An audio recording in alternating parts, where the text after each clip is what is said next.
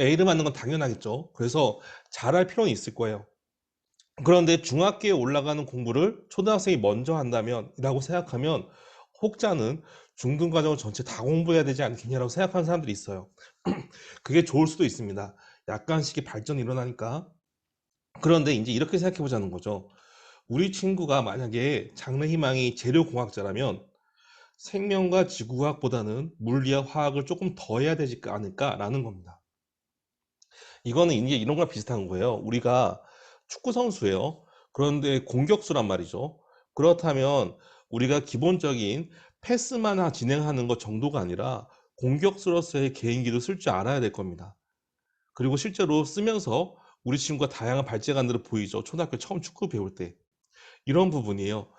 교과에서 어떤 부분이 보여야 되는 거냐면 전체적으로 의미 없는 선행을 하는 것이 아니라 내가 장래 희망으로 생각하고 있는 부분에서는 선행이라는 의미에서의 단어가 아니라 조금 더 깊이 알고 있네라는 단어, 깊이 알고 있네라는 활동이 보여야 된다는 것이죠. 그것이 지금 현재 원하는 교육과정 속에서의 선행의 의미입니다. 자, 아까 말씀하셨던 친구 얘기해 볼까요? 초등학교 4학년 때 한 학기 선행을 하는 것에 어떤 의미가 있나요? 라고 말씀을 하셨어요. 반대로 이야기할게요. 초등학교 4학년 때 중학교 1학년 수학을 하고 있다는 것을 학생부에 어떻게 보여줄 건가요? 뭐 초등학교 때 학생부 안 보니까 괜찮다라고 이야기를 하죠. 중학교 2학년 때 수학 원까지 진행, 고등학교 2학년 1학기 수학 일반적으로 그 수학을 한다라는 것을 중학생이 어떻게 보여줄 건가요?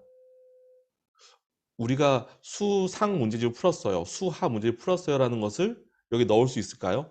불가능하다는 거죠. 그리고 그거를 왜 공부했어? 라고 하면 더 할 말이 없습니다. 그렇기 때문에 어떻게 해야 된다? 진로에 대한 고민을 하고 그 다음에 그 부분에 대해서는 더 공부하고 깊이 공부해야 되는 게 지금 현재의 학생부 관리법이다라는 거예요.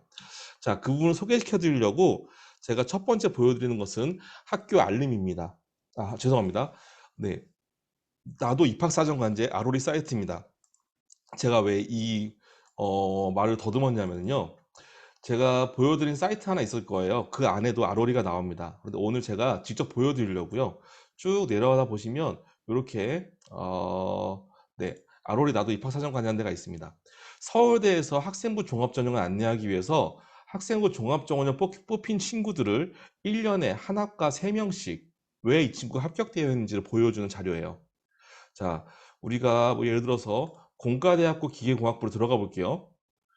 그래서 이 사이트를 들어가 보면 여기에서 A, B, C 친구가 과연 서울대를 어떻게 들어왔는지가 보입니다.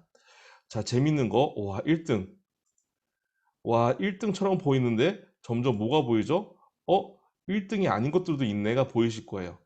자, 보죠.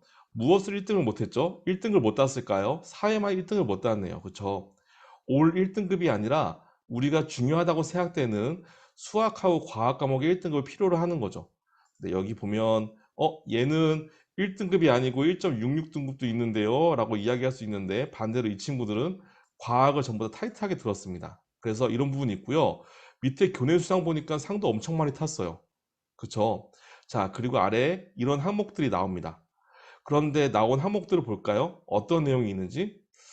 자, 우리가 피보나치 등등등 배우고 3D 도면 배우고요. 밑에 내려왔는데 이런 식으로 점점 이해할 수 없는 무엇인가가 나오기 시작을 해요. 그렇죠. 이런 것들은 실제로 고등학교 때 배우는 학습 과정일까요? 그렇지 않습니다. 우리 친구가 더 뾰족하게 앞서 나간 부분들이죠. 자, 그럼 우리 친구들이 과연 이런 부분에 대한 활동을 얼마큼 많이 했을까? 그리고 이런 부분들은 무엇을 채우는 것일까라는 게 물음표죠. 무엇을 채울 수 있을까요? 보시면 알겠지만 대회, 그 다음에 체험전, 그리고 동아리, 그리고 책읽기 활동 등입니다. 우리가 흔히 무시하는 비교과라고 하는 항목들에서 전부 다 이러한 장점들이 보여주고 상급 학교에서 이 부분을 좋아한다는 거죠. 네.